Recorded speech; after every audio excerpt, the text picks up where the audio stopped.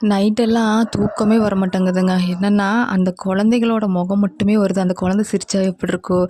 அப்படின்னு சொல்லிட்டு அதுவே தான் வருது. போன மாசம் உண்மையான ஒரு தாய பார்த்தோம்.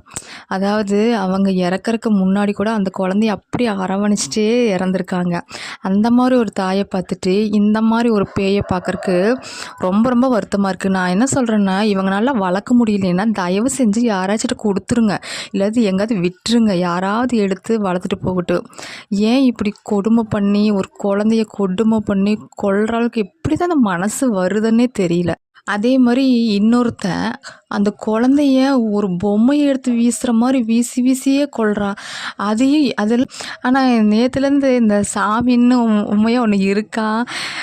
இருந்தா ஏன் இந்த மாரி ஒரு குழந்தைய படைக்கணும்? இந்த மாரி ஆட்கள் கையில ஏன் அத கொடுக்கணும்? எவ்வளவோ பேருக்கு வந்து குழந்தை இல்லாம இருக்காங்களே! அவங்களுக்கெல்லாம் இந்த மாரி ஒரு குழந்தை பாக்கியத்த குடுக்கலாம்ல. அப்படின்ட்டு நைட்டெல்லாம் தூக்கம் கூட வரமாட்டேங்குது. அதே யோசனையா வருது.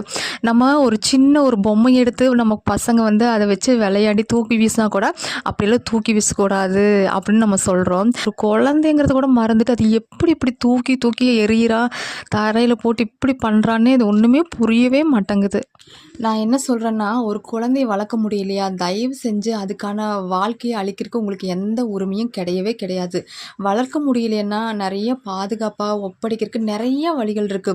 அவங்க சொந்தக்காரங்க இருக்காங்க, தத்தெடுப்பு மையங்கள் இருக்குது, உதவி செய்ய தயாரா இருக்கிற நல்ல மனுஷங்க இருக்காங்க. ஒரு வயசு குழந்தைக்கு என்னங்க தெரியும்? அதோட அன்பையும், பாதுகாப்பையும் மட்டும் தான் எதிர்பார்க்கும். வேற ஒண்ணுமே அதுக்கு தெரியாது. சரிங்களா? குழந்தைங்க வந்து நம்ம கோபத்திற்கோ, தவறுக்கோ வந்து பலியாகவே கூடாது. ஒவ்வொரு குழந்தையும் நம்ம பாதுகாப்பாவும், அன்பாகவும் வளர்க்க நமக்கு தகுதி இருக்கணும். சரிங்களா? அப்படி தகுதி இல்லாதவங்க தயவு செஞ்சு குழந்தைகள பெத்துக்காதீங்க. அப்படியே நீங்க பெத்துட்டு இப்படியெல்லாம் சீரழிக்காதீங்க. சரிங்களா?